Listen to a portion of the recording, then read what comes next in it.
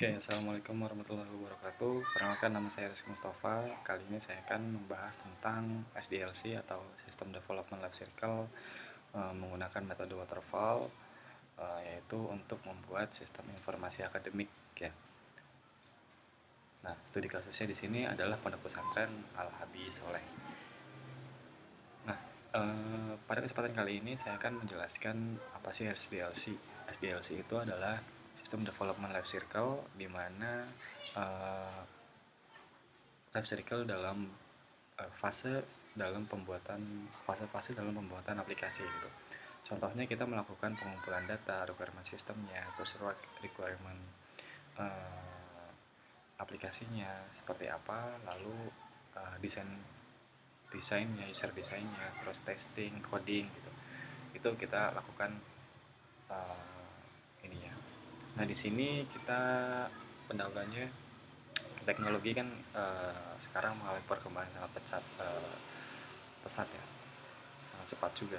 Nah, di sini dengan adanya digitalisasi, apalagi untuk lingkungan akademik, itu sangat dibutuhkan sekali karena di sisi pertama kita bisa mempermudah sisi siswa untuk melakukan mengetahui nilai mereka atau mengetahui apa saja yang sudah diambil mata kuliahnya gitu.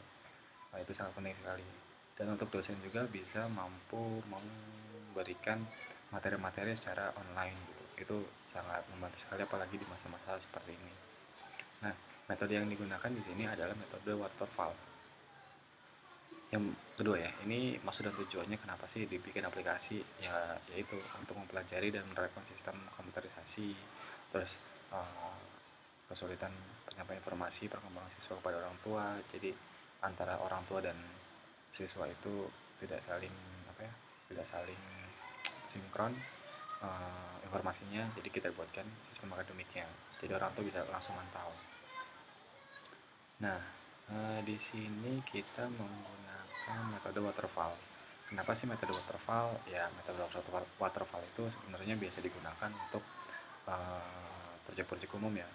Kebanyakan proyek umum juga menggunakan metode waterfall. Waterfall di sini ada metode penulisannya, pengembangan perangkat lunak, kita menggunakan apa gitu, entah PHP, Java, atau Python mungkin, atau ASP bisa jadi. Nah, itu kita tentukan di situ.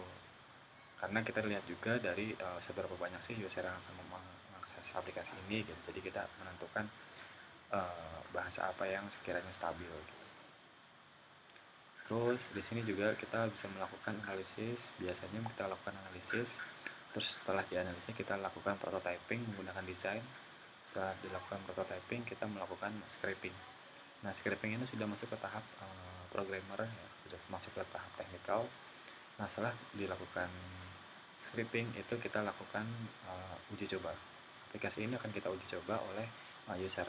Nah, user ini adalah bisa jadi dari dosennya, bisa jadi dari siswanya. Itu kita melakukan trial and errornya. Apa aja sih yang masih bug, apa aja sih yang masih belum selesai modulnya gitu. Itu kita bisa lakukan. Biasanya pengujian ini 3 bulan biasanya. Nah, pertama itu kan analisis ya, tadi pengumpulan data, apa aja sih yang dibutuhin sama user itu, informasinya apa aja. Nah, kita bisa lookup dari mana aja gitu. Bisa aja kita bisa lookup dari data existing yang ada di aplikasi saat ini, bisa aja. Terus di sini ada tahap penulisan. Tahap penulisan di sini maksudnya kita mencatat ya ke dalam bentuk use case diagram atau UML. Terus kita lakukan desain prototyping. Nah, desain prototyping itu adalah penentuan UI UX-nya atau UI UX experience-nya. Jadi bagaimana kalau aplikasi dibuatnya bentuknya seperti ini, bagaimana kalau aplikasi interface-nya seperti ini, mempermudah atau tidak gitu. Nah, itu kita lakukan desainnya.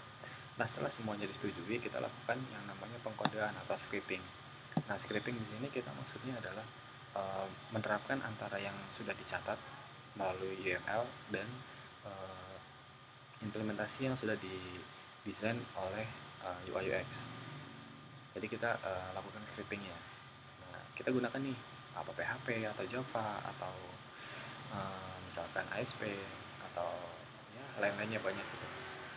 Nah, setelah itu udah jadi, aplikasi udah jadi, udah bisa di running, kita lakukan yang namanya pengujian. Nah, pengujian ini biasa kita langsung hands on ke usernya gitu. Nah, terus ini ada pembahasan kebutuhan fungsionalitasnya dari admin. Admin itu ngapain? Admin itu bisa yang namanya membutuhkan username dan password untuk bisa login.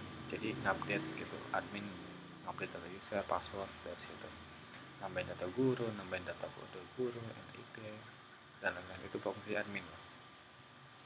Nah ini hak akses atau permission. Guru bisa ngapain aja, siswa bisa apa aja, wali kelas bisa apa aja gitu. Nah di sini ada kebutuhan fungsionalitas. Tapi ini dibutuhin namanya sistem.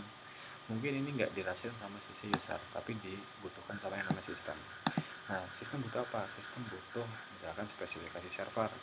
Contohnya CPU, client gitu. Nah ini yang dibutuhin sama server. Nah ini desain IRD-nya atau Entity Relationship Diagram. Jadi setiap ini punya saling relasi. Contohnya ini ya, nilai. Nilai ini kita bisa lihat nilai dari tahun ajaran, ada keterangan ini nilai apa, UAS, UTS, tugas-tugas, ini semua masuk ke database nilai. Nah dari database nilai itu akan nge-lookup ke materi pelajaran. Nah, pelajaran ini kita ada master juga, materi kuliahnya apa aja. Nah nanti ini akan saling terkoneksi nih, saling terrelasi. Nah, di sini ada admin, ada informasi. Nah, ini hasil relasi ya, hasil join antar tabel. LRS juga logical relational structure. Di sini udah langsung ke sisi tabel field-fieldnya. Apa aja yang akan di join.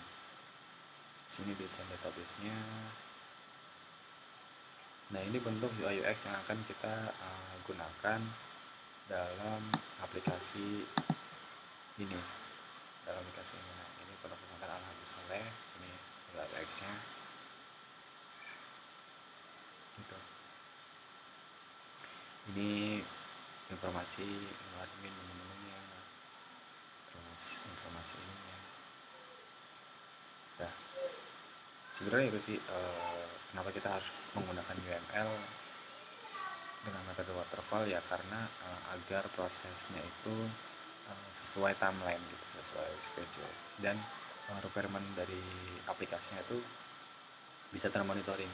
Contohnya ya tadi ada admin, ada user, ada guru, itu saling terkontrol gitu. Udah sampai mana progresnya gitu, udah bisa terkontrol. Itu pentingnya dari kita menggunakan metode UML. Oke, mungkin cukup sekian presentasi dari saya.